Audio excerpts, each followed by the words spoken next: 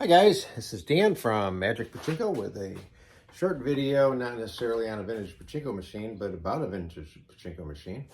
I just finished doing my own wire harness on this particular machine. This is a Sankyo. I came in for a functional restoration, and the only thing that was on the machine when I got it was the two micro switches here and another odd kind of leaf switch down here. This is the jackpot switch. These two micro switches were for the ball out lights. That was it. I take that back. There was a bulb over there, but everything else was gone. Some wires hanging around, but everything else was gone. So I thought, well, this will be a challenge, and it was a fun challenge. I enjoy doing this sort of stuff, but I wanted to do a quick video and show you what I did. Without having a terminal block, I guess I'll call it. Normally one will sit up here on your Pachinko machines, and that's where you bring your power in and so on and so forth. I run into those often enough that I buy these little generic PCBs, printed circuit boards. So there's just a ton of holes in them, and then on the back side, every hole has a little copper pad around it, so you can pretty much make any kind of circuit you want. So that became ideal. Also, I buy these and use these occasionally. This is a pre-wired socket for the E10 bulbs with 2 leads on them, very nice. And I thought, well, that ought to work pretty good. So up here is a hole for the ball out light, and then back in here is another hole for the jackpot light, and then around the corner is another light. And if I turn this around, you'll see. Okay, that's for right here. And I thought, well, what the heck, why not light it up? So this is going to be the ball out light, and this, and then the jackpot light will light up in here. Center attraction's opaque, so couldn't put a light there. So what I did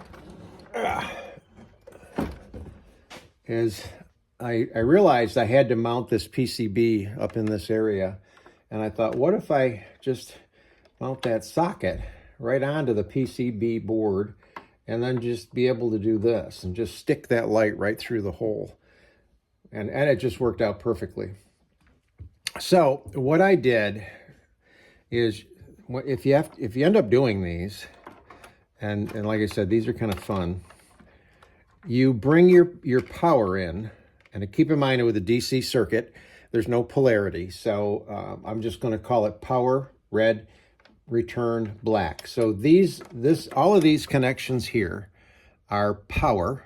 All of these connections are return, okay? So the first thing I did is I wired the bulb itself to power. And when you make a DC circuit, this is what you do.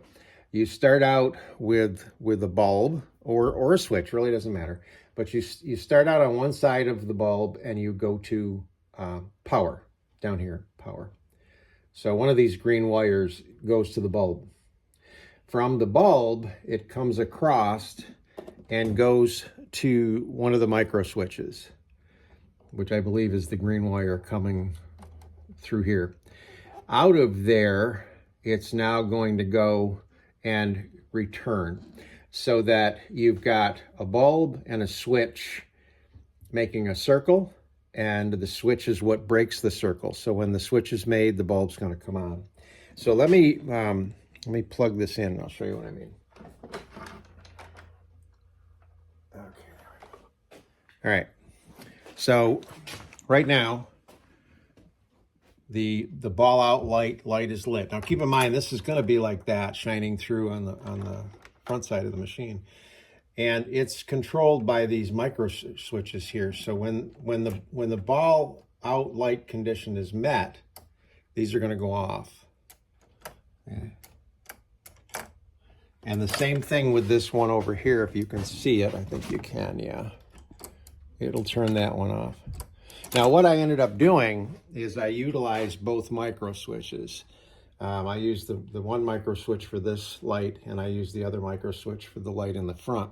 Now, in a parlor situation, they would have had it set so that one of these micro switches fed back to the main control panel and said, hey, this machine's low on bulbs.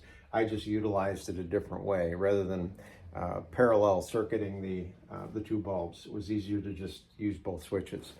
Now, whoa, oh boy, sorry, almost lost you there.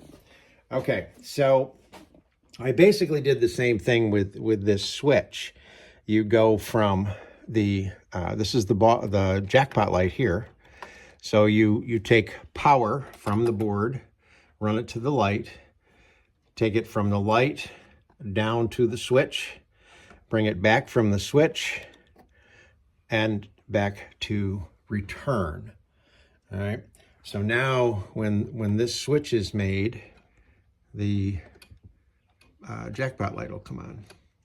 It's an odd switch, but what happens is when this kicks over, this lifts up and makes that switch and turns the light on. Okay, so these guys would be off, and then the thing. So I just thought it was kind of an interesting. Let me bring it back in and so you can see again. This is just the 12-volt wall transformer going into power and return, and then just a lot of wires.